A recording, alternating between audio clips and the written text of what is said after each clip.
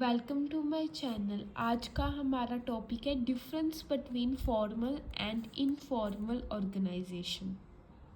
Meaning: an organization created by the management in the form of the structure of authority is called formal organization। वो organization जो कि management बनाती है with the help of complete authority.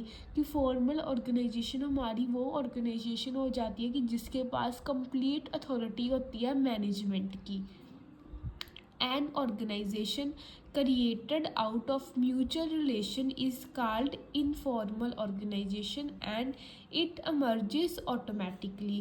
वो organisation जो कि mutual relation से बनती है, जितने भी एम्प्लॉयज़ काम कर रहे हैं ऑर्गेनाइजेशन के अंदर, उस ऑर्गेनाइजेशन को हम इनफॉर्मल ऑर्गेनाइजेशन बोल देते हैं और वो ऑटोमेटिकली एग्जिस्टेंस में आती है। Origin: it is established because of the rules and the policies of the organization। हम फॉर्मल ऑर्गेनाइजेशन को क्यों बनाते हैं? क्योंकि उस ऑर्गेनाइजेशन के अंदर पूरे रूल्स और पॉलिसीज़ की इन्वॉल्वमेंट होती है। It is establish because of the social relationship between employees. और इनफॉर्मल ऑर्गेनाइजेशन जितने भी एम्प्लॉयज़ काम कर रही हैं हमारी ऑर्गेनाइजेशन के अंदर, उन सभी से सोशल रिलेशनशिप्स के कारण इस्टेब्लिश होती है, एग्जिस्टेंस में आती है। Objectives: created to achieve predetermined common goal. Formal organisation का मेन ऑब्जेक्टिव या मेन मोटिव क्या आ जाता है कि उसने जितने भी हमारे प्री डिटरमाइंड गोल्स हैं हमारे ऑर्गेनाइजेशन के, उन्हें अचीव करना। और इनफॉर्मल ऑर्गेनाइजेशन के अंदर कोई भी प्री डिटरमाइंड ऑब्जेक्टिव्स नहीं होते। Authority arise on the basis of the position in the management. Authority arise होती है कि मैनेजमेंट के अंदर हमारी ऑर्गेनाइजेशन की पोजीशन कैसी है, उस बेसिस पे ही फॉर्मल ऑर्गेनाइजेशन की अथॉरिटी को हम डिसाइड करते हैं। Authority arise on the basis of the personal quality, कि जितने भी लोग काम कर रहे हैं उनकी पर्सनल क्वालिटीज़ के ऊपर ही डिपेंड करती है हमारी इनफॉर्मल ऑर्गेनाइजेशन की अथॉरिटी। कि हम इनफॉर्मल ऑर्गेनाइजेशन की अथॉरिटी को कैसे क्रिएट कर सकते हैं, कैसे अराइज कर सकते हैं, वो टोटली डिपेंड करती है personal qualities of the employees. Communication flows through scalar chain. Formal organisation के अंदर जितना भी क्यूमिकेशन है वो with the help of scalar chain से होता है। No specific chain of communication and rather members develop their own channels of communication।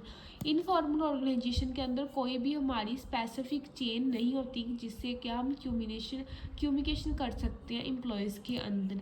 जितने भी मेंबर्स हैं वो खुद चैनल्स क्रिएट करते हैं कम्युनिकेशन के लिए ऑर्गेनाइजेशन के अंदर। Leadership: managers are the leaders because they are occupying superior position. Managers क्या होते हैं? लीडर्स होते हैं हमारे इनफॉर्मल ऑर्गेनाइजेशन के अंदर, क्योंकि उनकी एक स्पेशल पोजीशन होती है, सुपीरियर पोजीशन होती है उनकी ऑर्गेनाइजेशन के अंदर। Members elect their leaders themselves. और फॉर्मल ऑर्गेनाइजेशन के अंदर क्या होता है कि जितने भी मेंबर्स हैं वो खुद इलेक्ट करते हैं अपने लीडर को। उनके पास पूरी की पूरी राइट है कि वो अपने लीडर्स को खुद इलेक्ट कर सकते हैं। Rules: written rules and regulation. Formal organisation के अंदर हमारे पास रिटन रूल्स और रेगुलेशंस आ जाते हैं। On the other hand informal organization के अंदर हमारे पास कोई भी रिटन या फिर ओरल रूल्स एंड रेगुलेशन कुछ भी नहीं होता।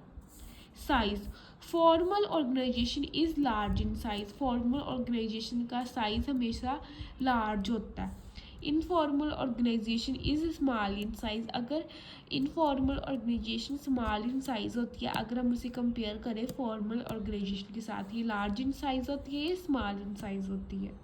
Setup: informal organization there is well defined relationship with defined authority. Formal organisation के अंदर हमारे पास एक अच्छा रिलेशनशिप होता है जितने भी लोग काम करते हैं, और एक डिफाइंड अथॉरिटी होती है हमारी मैनेजमेंट हमारी ऑर्गेनाइजेशन के अंदर।